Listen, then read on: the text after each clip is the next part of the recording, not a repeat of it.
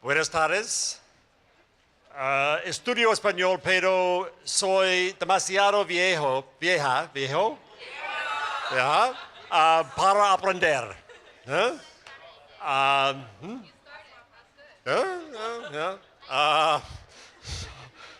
Lo siento, pero necesito hablar inglés.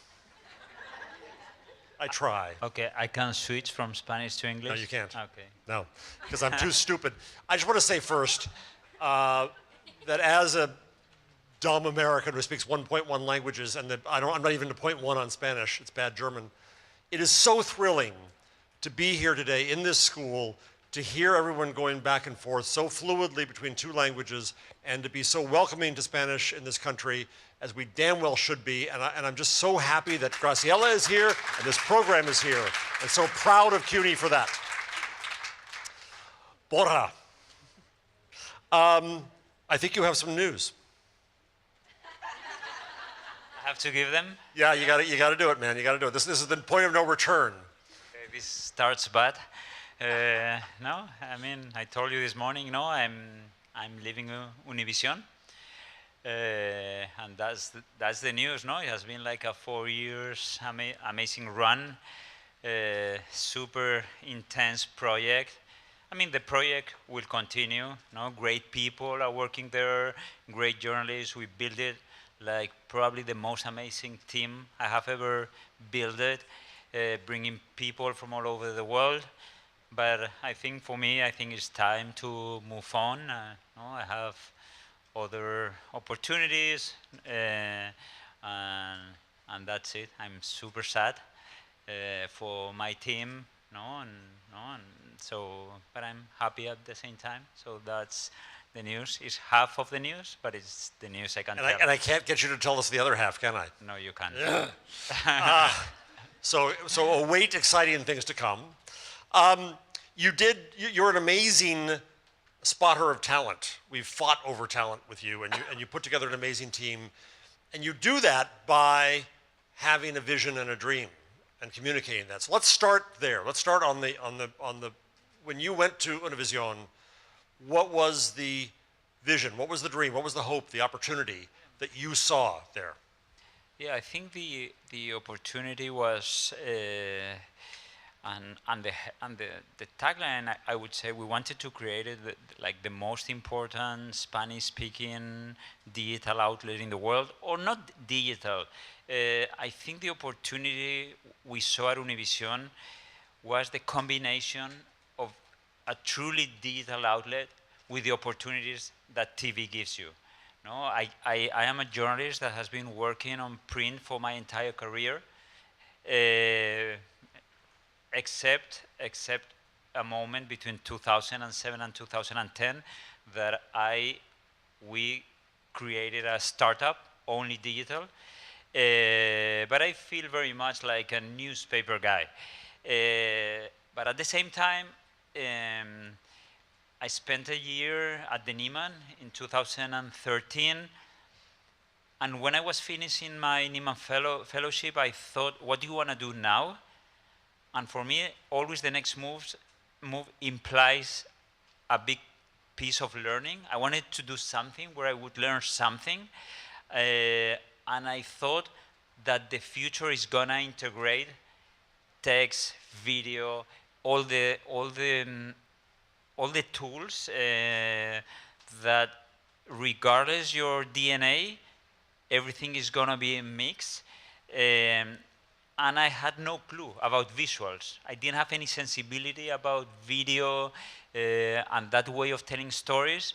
So I thought moving to a television and learning about those dynamics would be great for my future.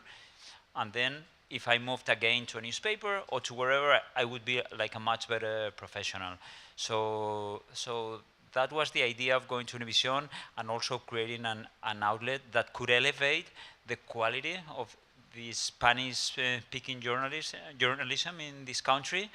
I think journalism, in many ways, has been driven by the journalism that has been done in newspapers. But the problem here is that newspapers were in decline, and also Spanish-speaking papers were in big trouble.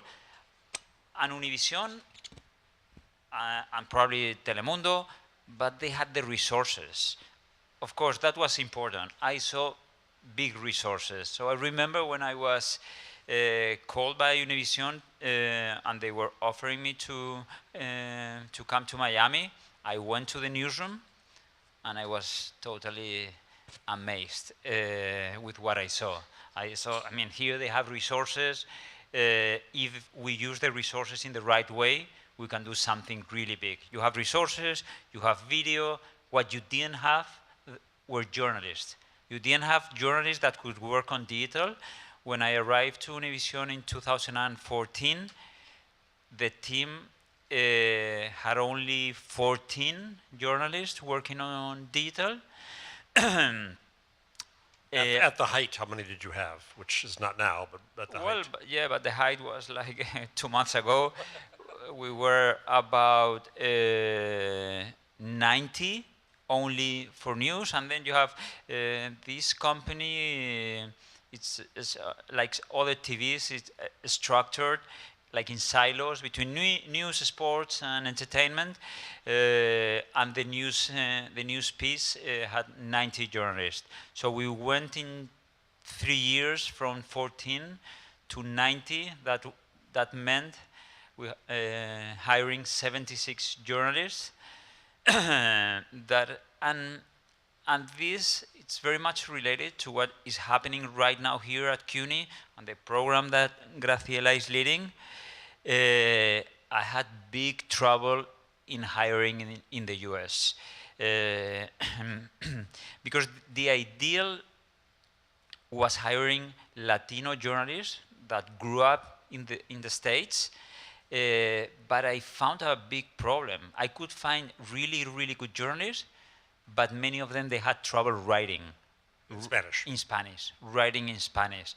And I remember interviewing some of them, and wow, how smart, with deep knowledge of everything, journalism, tools, whatever. But then they would send me a message, an email to follow up the conversation, and I would say, wow, 3 typos in an email. No, I cannot hire like that. No, and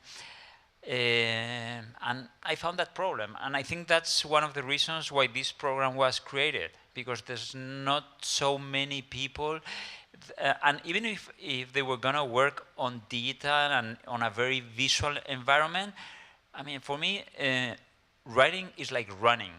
For any sport, you need to run. That's like the basics. If you want to be a great tennis player, you need to have resistance. You need to be a good runner. If you want to do video, you need to write. You have to put a headline. So you need the text for everything. So I had that problem, and that took me to hire a lot of people from outside of the US, and that brought a much bigger challenge. The immigration challenge would be a lot worse now. Well, that was one. I couldn't have built this team at that speed right now. But the real biggest challenge was the sensibility with our audience. I came from Spain. It took me so long to understand the Latino audience, the Mexicans in LA, the Puerto Ricans in New York, the Salvadorians, and that was a big issue. I think there was something good we did. The team was pretty humble. For me, that's so important when I hire. It's about talent, but it's about hiring good people. I always say this, and one without the other is not going to work. I'm a great believer in team building, in people that are not selfish when they work. And being humble, they could realize very quickly that they had no clue about the audience we were going to cover. So it was like bringing kind of correspondence and started to work here. That doesn't mean we didn't have people that understood the audience. Of course we had. but there was a big percentage of people that we didn't understand very well the audience. Which is fascinating, because when we talk about, I've had students in my classes who come in and say the first time that I've ever been called Hispanic was when I came to this country, right? I'm Argentinian, I'm Salvadorian, I'm so on. And that the definition of diversity in your newsroom came from many backgrounds and many diasporas and so on. Let me ask one of my dumb English-speaking questions. So yes, Instituto Cervantes and others came to us and urged us to start this program, and part of what we heard was that the quality of Spanish in the Spanish language media in the US was lower. But I've never gotten anyone to define that. When you hire, besides typos, I mean, whatever, but what's the difference in the quality of Spanish? How do you know what defines higher quality Spanish? I wouldn't say that's the real issue. Okay. That the Spanish language in other outlets it's of less quality. That's, for me, that was not the point. For me, the point that was that many of those outlets, they don't have resources and they cannot do many of the stuff we were able to do. It's quality all around. I think so, but it's not about the language. I think some people tend to think that the quality of the Spanish language is the Spanish that is spoken in Colombia or it's spoken in Spain. And some people, they believe that's the real Spanish, and that's not true. What about the Spanish that's spoken in America? I think that's great. I think that's good to hear. I think that's great. Even the Spanglish is great. I tend to be pretty flexible in terms of, and not dogmatic. And having worked here in this environment, I'm much less dogmatic than before in terms of what is the true Spanish. No, I think that's important. I think that's yeah. I think we need to be pretty flexible, and it's about a common language that everybody understands. Sometimes they're not gonna get a word, but I don't think that's something that's something that makes things worse. No, I think it's, when I talk about quality, is having the opportunity of covering more topics in a deeper way, in different formats. So that for me, that was quality. So let's go, I think we'll go to some other broader things later, but let's go to Univision. And what the hell happened? What's the reality?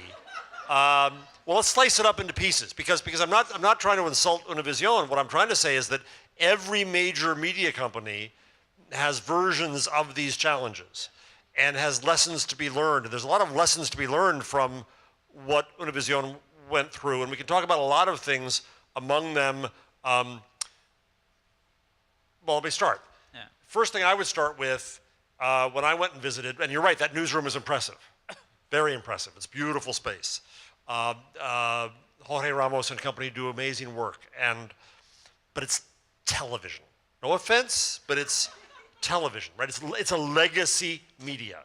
Same problem we have with newspapers, still trying to be newspapers and recreate what they do. And I sensed, whether it was Noticias on TV, it still was TV. I'm here, I'm gonna do TV, right? Or it was Fusion, the business model was, let's have a TV channel because that's what we know how to do. Was that a limiting factor? Was the tie to the, even though to you television was new, it was old television. Was that a problem? Was it just couldn't get away from those roots? It was not a problem. I don't know. I don't think so. So we built this team in the middle of the newsroom, of that legacy newsroom, but with people that had a completely different mentality. My obsession was not the idea of integration, like in other newsrooms, that their main obsession is how do we integrate the operations. That was not my obsession. I was lucky enough that the business pressure was not so high at that moment. So integration comes when people start feeling the pressure of the business, and they realize that everybody needs to start working for digital. As the pressure was not there, we created kind of a startup with a startup mentality in the middle of the newsroom. And little by little, that team started to have impact in the whole legacy newsroom. So most of the people have not been in the newsroom, so it's a big open space, and in the middle of the newsroom, we had a team of around 60 people that were suddenly starting to produce content that was completely different. And people start having coffee with someone from the other side. And suddenly the people on TV start looking at the website or at Instagram or at Facebook, what are these people doing? And they want to be part. So I don't think that's the problem for Univision. That may be the problem in 3 years, maybe, no, if they don't realize that everybody has to go and to do things in a different way. I think the problem of Univision is much more simple to explain. It's not unique to Univision. It's especially bad that it happens in Univision, but it's not unique. That problem is? And that problem is that when you belong to private equity, and when the owners don't have that sense of mission, then you're in trouble. I'm going to come back to that, but I'm going to stay on the digital for a second. But you, Borja, everything you built was the future of any media company. Yet when troubles hit financially, the cutbacks hit digital. Exactly. The investment in digital as the future was never as much as it should be, I think you would argue, right? What does it take for a company like that to understand that their future is truly digital and online and social? I mean, I think they understand it. The question is, do the people that own the company think about the future, or will the new owners be the ones that have to think about the future? So I think that's the big point. Because if your main goal is to sell a company, why should you think in the future? You're thinking in profits. You're thinking in having a company with a lot of profits and low costs. And then the people that come will be the ones that define the future. I was lucky enough that I was brought by someone, in this case by Isaac Lee, that he was looking at the future, no? That he had the vision, and he was betting on digital, and he allowed me, and he invested in building this team, and we were aligned on that part. But as we know, when private equity has been too much time around, it loses. I mean, the purpose of private equity is selling and making money. That's the purpose, and it's not something bad in itself. That's the purpose of private equity. Another debate is if private equity should be involved in companies with a mission. That's another debate. But the purpose of private equity is making money. And when private equity has been around more than a decade, something is going on wrong because they are not selling. And that's the case, no? Private equity has been around too long, and then the pressure to sell starts getting higher. So we have many companies that are in this situation. In the US, we have Tronc, even that name is difficult. It comes from, invented by private equity. Gatehouse, a lot of Digital First, where I was an advisor. In Europe, there are companies that are now essentially owned by private equity, by bankers now as well. Is it, based on lessons learned, is it impossible to go to work for and build a future in a media company owned by private equity? I don't think it's impossible. So what are the elements needed? It's just sooner in the process? Yeah, I think so, and I don't think it's impossible that if you have like real smart people, and that really, because I think the best path to make money is to be mission driven. I think the best path to make money is doing good journalism. I think that's the best path. And if they really get it, even private equity could look for that path to make money and to sell. no? And it's much easier to sell something nice than something that is destroyed. So even from a business perspective, it makes sense. So I think there are several companies owned by private equity that work pretty well. But I don't think it's ideal. I don't think it's ideal, no? But it can happen. So private equity versus a good strategy, a good media strategy, is not necessarily something impossible. Yeah, and I agree. I think it's that moment when you say we've been in this too long. How the hell do we get out? Yeah. That's when the knives come out. Yeah. Let's talk about the impact on the larger ecosystem, the Spanish language media ecosystem and news ecosystem in the United States, and not just Spanish language, but as the map showed, Spanish and English. A lot of the hope in you as a leader from El País and El Mundo coming here was, and the talent you brought, was the kind of quality you could bring and the competitive pressure you could bring into the whole ecosystem. And we know that the newspaper world there, with its own agglomeration, which John Payton worked on, has had trouble in recent times, and now the television media side is stuck in the situation. What's your prognosis, Doctor, for the future of the Latino media ecosystem in the United States? Well, I mean, what I no. You hate it when a doctor does that. Yeah. Well, my hope is that all these young journalists that are here, that are doing this entrepreneurship program, for example, that they build new things. No, I think there is an opportunity, a big opportunity in this country to create things from scratch for Latinos in Spanish, in English, adapted to the new ecosystem. So I think there is a good opportunity. In the case of the bigger legacy companies, I hope that someone and some companies realize the potential of companies like Univision and want to get in and want to buy them and understand the mission and the opportunity. Univision, and the same way as now Telemundo, have made so much money.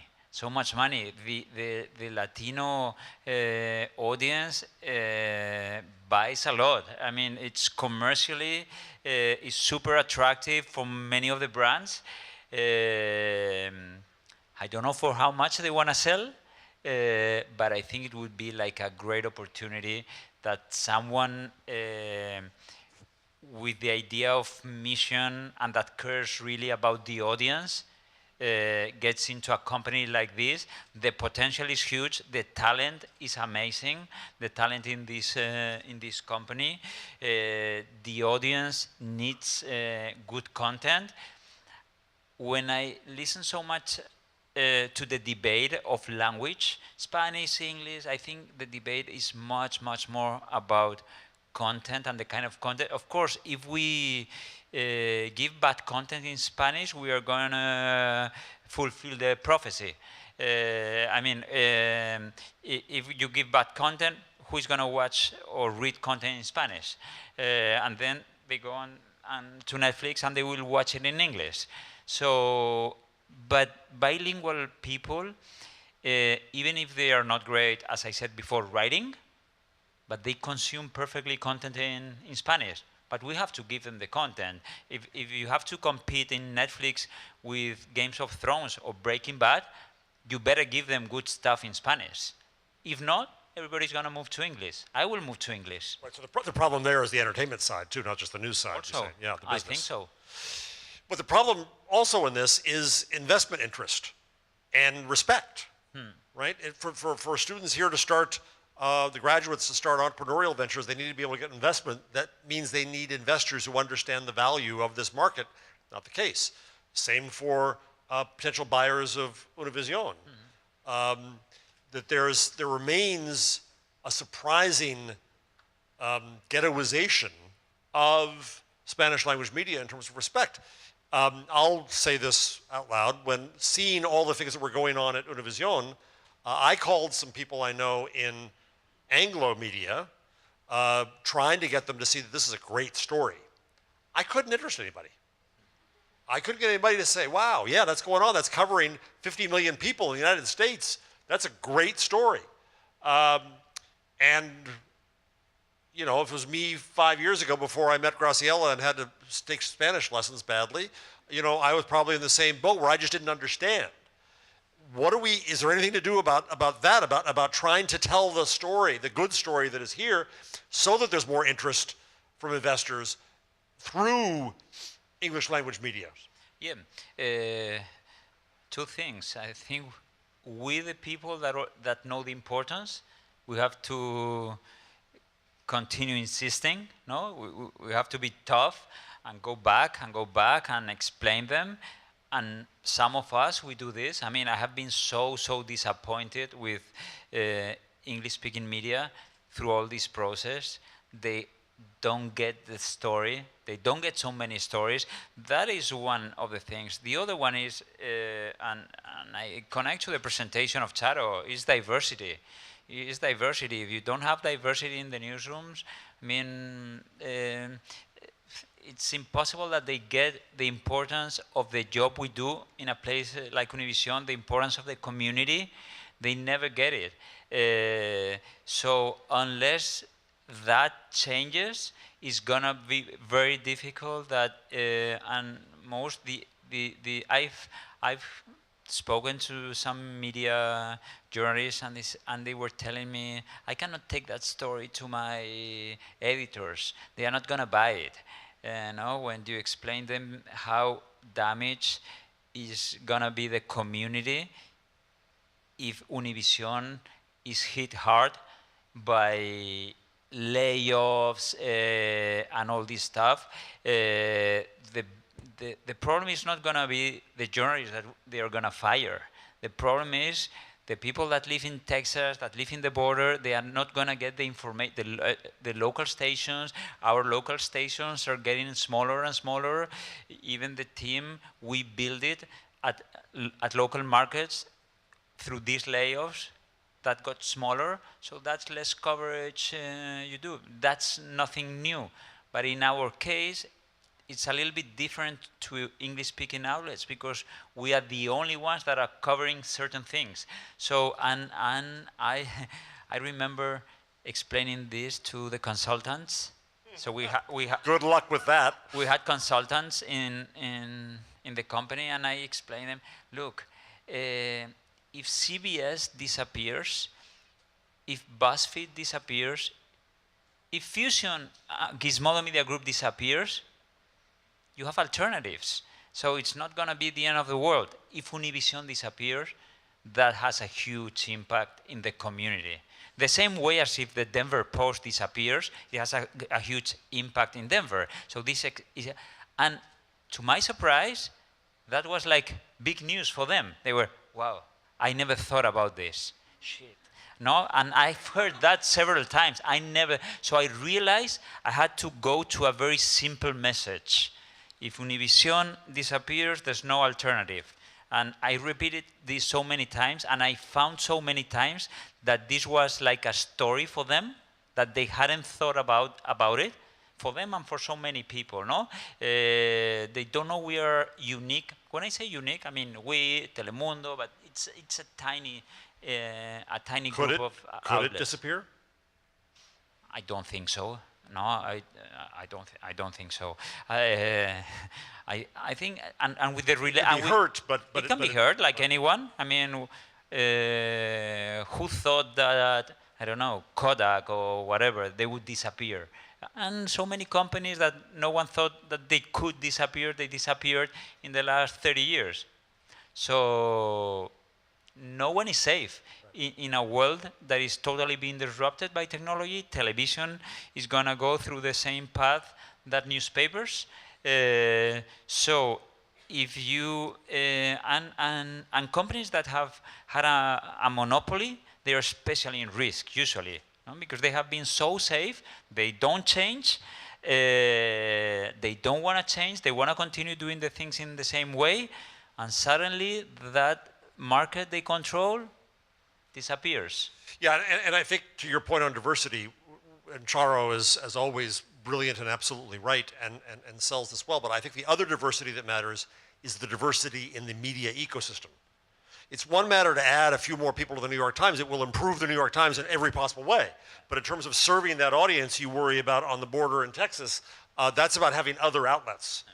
And so if you had the ear of investors and could create something new in the US, just screw legacy media, take some money and start something new, where do you see the opportunity in the whole?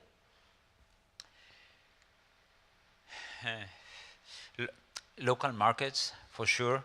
I think that's the most important community to serve. I think so. I think here in New York, in Texas, in California, Chicago, that is, I think that's where more investment is needed. I think so. The same way that in English-speaking outlets, no, I think to build in Spanish like a new mainstream media, it's complicated, really complicated. I think, I mean, you've spoken so much about this, about community, that probably I'm leaving Univision, that's the biggest lesson I'm taking. It's the service journalism, the community journalism. I never felt it in such a strong way. I'm such a believer right now in that kind of journalism. Preaching the gospel. So let me ask another question about the journalism at Univision. It's a debate we have throughout American journalism and in this school as well, is advocacy as journalism. And I'll come down on the side of saying that's journalism. And I think Jorge Ramos is a eloquent spokesman for the idea of taking a stand. What's your view on this notion of journalism as advocacy in the Hispanic market, in the US, and then also in Europe and the world? How do you view that mission part, and where's the line? Pretty similar to Jorge Ramos, though that was not my thinking 4 years ago. I was much more a traditional journalist in that way, no, with those lines very clearly defined. But I've changed. What convinced you? What was your thought process in changing? I mean, the thought process was seeing a community that is permanently harassed by our president and by people in the street when they listen to someone speaking Spanish, and those people are attacked. I think it's important to take a stand when these things happen. So in my head, those lines have been blurred. And of course, I think it's much more about how you execute. It's very thin, that line, and that's also when standards. I think standards are standards, and we need to apply standards. But when you know your mission is to defend a community from any kind of abuses, I think your approach to journalism changes. If you're a human being, I think it changes. How was it for you, as someone who speaks Spanish, coming to this country 4 years ago, just personally, you and your wife and your son? You're in Miami, which is a little easier there, but as you travel around the country, this is my last question, then I'm coming out here, so be warned. What's it been like for you in this country? What has been in what sense? Do you feel ever getting odd looks speaking Spanish? No. No. I mean, we are like the elite. We are Europeans. I mean, no, it wouldn't be fair to say No, just the opposite. Okay, good. That would, gives me some hope. yeah, just the opposite, and because of that, we have to be much more aware. No, it's not. It's a matter of privilege. Yeah, not at all. All right, questions, arguments, microphones coming around. Yes, okay. Come on, right here in front. I didn't see the hand. Right here. Do I need to? My name again is Karen. I work for CJR. I wanted to know, being so close to the Spanish-speaking and the Latino community in the United States, what are the stories that you believe, even with this increased effort to cover what's going on in Puerto Rico, that mainstream newspapers or other television, English-speaking television networks and radio stations are missing that really need to be spotlighted on until it before it becomes a crisis point in terms of the lack of coverage, that your newsroom has been either much more closer and noticed for a long time, or that you feel that the competition simply is failing to do right in terms of their coverage? Thank you for that question. Yeah. I mean, Puerto Rico is a perfect example. No, Puerto Rico, it has been totally abandoned for nearly 1 year. Yeah, suddenly, one story comes out of Puerto Rico, and everybody realizes that we have to cover Puerto Rico. My question is, how many outlets are going to have permanent correspondence in Puerto Rico covering the island? How many people? No, so media like the Times or the Post, I don't know if they have teams permanently in there, but I'm sure they have like tons of people working in the newsroom, in the innovation team, in the whatever, in so many teams.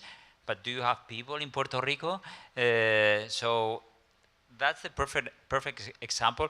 I see a lack of accuracy in many immigration coverage. No, a lot, so many mistakes, like in respected media, when you go and read them and you say, no, this is wrong, no, and sometimes in the newsroom, it's funny when we are covering the same story because it's a breaking news, and someone tells me, but the Times is saying this, or the Post. I say, I trust so much more my people than the people from these outlets in terms of covering immigration and those topics. I think the border is not covered. There is a lack of journalists in that area, in big outlets. I mean, no, we cover the fucking wall. Yeah, no, and the wall, and we care much more about what is going on in Syria and in Libya than what is happening in Mexico, in our border, or what is happening in Central America. That what happens in Central America has a direct impact to what happens in California, direct impact. And there has been a much bigger obsession during the last decade about everything that was happening in the Middle East. No? So it's not how many correspondents do the big newspapers have in that area, in Middle East, no? So, yeah. Okay, back in the back. Hi. So I think, as journalists, narrative is really, really important. And, as we were talking about this case study, and you were mentioning, Jeff, that and Borja, that you couldn't get people interested in the story, there has been coverage in the Wall Street Journal and whatnot. But what I find incredibly troubling is that the line has been that because this is happening in Univision, then that means that the Latino media experiment has failed. It's seen as a reason why every time that, and I've raised capital to run media outlets and whatnot, it means like, why are you serving that community? Nobody needs it. Look at Univision.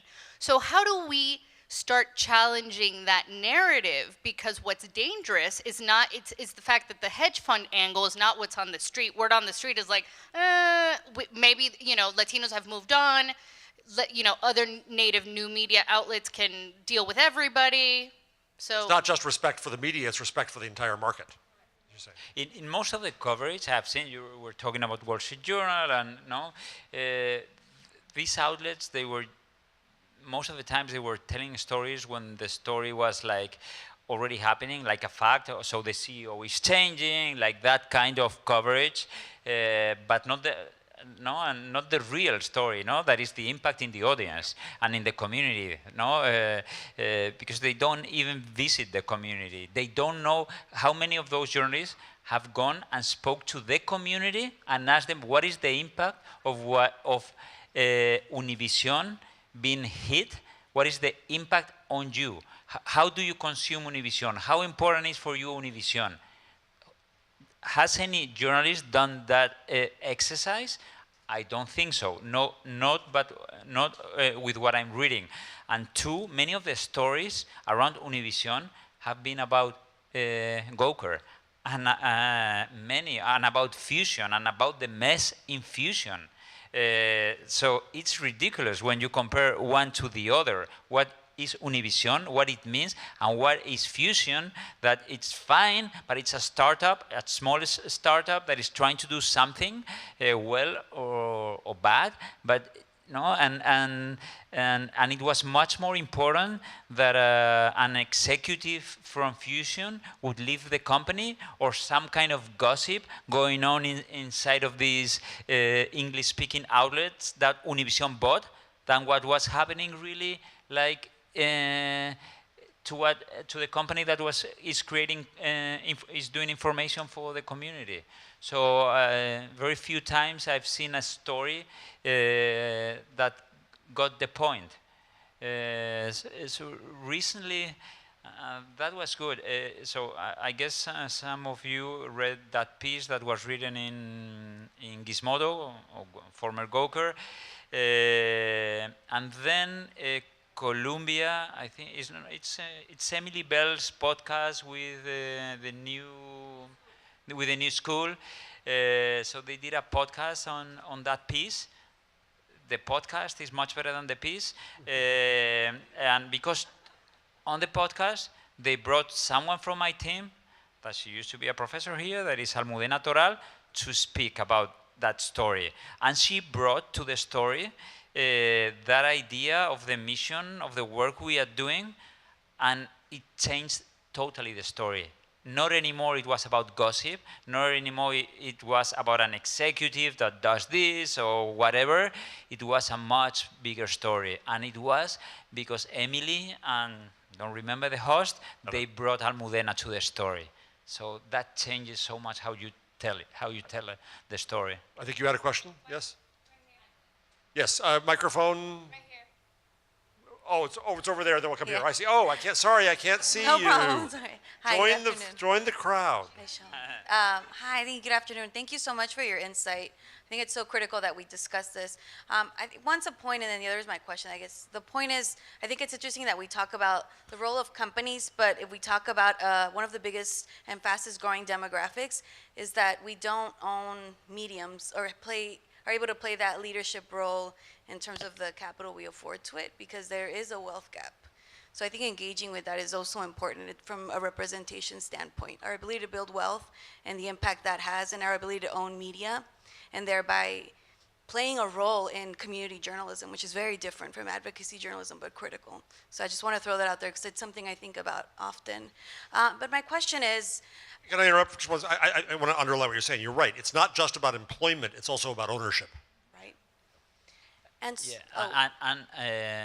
and about leadership in the company. Right. About leadership in the company. The same way we look at diversity in the let's look at diversity on the top of the companies. yes, and so In this case, the very top. What languages they speak? no, ahead, exactly. your I second think point. that's critical. And so the question is also, you think there's other outlets, right, that are also, like you talked about, Telemundo. In addition to, from your experience at Univision, you were able to see digital and television engage with each other and create very unique spaces. Like, for example, the coverage of the earthquake in Mexico. I thought it was brilliant online. Now, in addition to that, and I'm thinking about like Professor Morales, who was up there talking about existing in the border, right? What opportunities are there in addition to that, from your experience in the newsroom, to see that not only be platform agnostic, but also from a language standpoint, fluid? say for example at Telemundo and NBC, full disclosure, I work at NBC. I'm just curious about what you think. I mean, I see such a big opportunity. What I have seen at Univision is like being so close to touch the sky, and with those resources and with the right people doing that integration, that relation. I mean, we were with this team that we created. We were at the very beginning of something big. I hope this team can recover and can ambition again to go big, but we created also an English-speaking team inside of my team, just with 3 journalists. But we were permanently deciding what things we were going to tell in English, We were not and we decided we were just going to tell in English the things that were specific to us, or the stories we were going to break that English-speaking media were not going to cover. Also, a lot of stories around Latin America, we were telling those stories in English. But I mean, after the layoffs, just one of those journalists remained that was working on the digital team in English. I see such a big opportunity still if the right owners come to a place like this. It's huge. Let's see. Over here. I don't know if this is okay. And I kind of just wanted to bring up 2 things. One, appreciating that I freelance for Univision here and there, and appreciating the fact that you are aware of your privilege when you ask, because I feel like a lot of people in Univision have yet to come up and said colorism is so important when it comes to journalism, specifically when Cora was mentioning representation.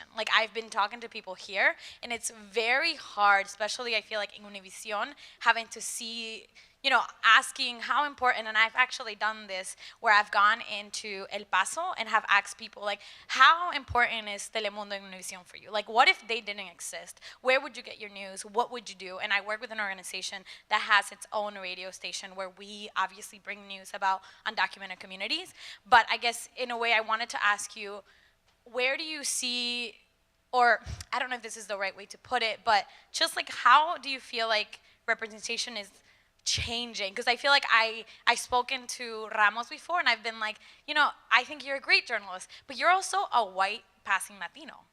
And I see nothing of change. I only see my mentor, who's Ilia Calderon, and I haven't been able to see bigger representation. Is that why we're losing? Is that why the audience is losing? I feel like millennials, in a way, are in there, but then there is the other audience that y'all were talking about, which are the past, the tias, the abuelas, who are still hooked, but slowly are maybe I'll find my news somewhere else. I'm not getting. I'm sorry, but I'm not understanding very well. Yeah. Yeah. I'm just wondering, do you see, even though you're leaving Univision, do you see some sort of change happening when it comes to representation? Representation of people of color. Yes. Within. Representation of People of color. Within our Digital. Our newsroom, Yes. no? newsroom, yeah. I hope so, and what I hope, but I would say we need help. We need help for this. I think it's not gonna come natural. For me, it's not natural. For example, many times in our newsroom we talk about the diversity of our group. It was not so diverse, really. It was from many countries, but that's not diversity. And honestly, it sounds like a great PR that we are diverse, because we have people from Colombia, from Venezuela, from Guatemala, from all over the countries. But no, and I have had these conversations inside of the newsroom. But diversity is something different, no? And I think we need help. And we need to do a big effort. I mean, I think I was pretty good hiring talent. I was not good enough hiring real diversity. It's also something when I go to Europe, one just doesn't see the same understanding as here, and it takes a while, I think, to understand. We have time for one last question.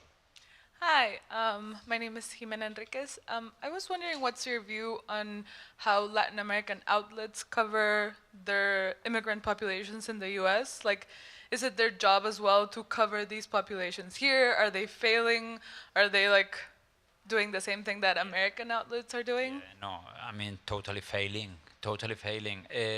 In Central America, those are the critical countries. I mean, just doing plain journalism, simple journalism, is such a huge challenge. How many correspondents are right now living in Honduras, and how many local? I mean, who is doing good stuff? El Faro del Salvador. We've worked with them. We partnered with them because they were really good at that. They understood much better than us all the immigration that was coming to the US. So we decided to build a project around immigration and refugees, but we needed to partner with them to do that because they really knew the region, but there are very few, because legacy outlets in those countries, they are very establishment. To survive, they have adapted to that establishment.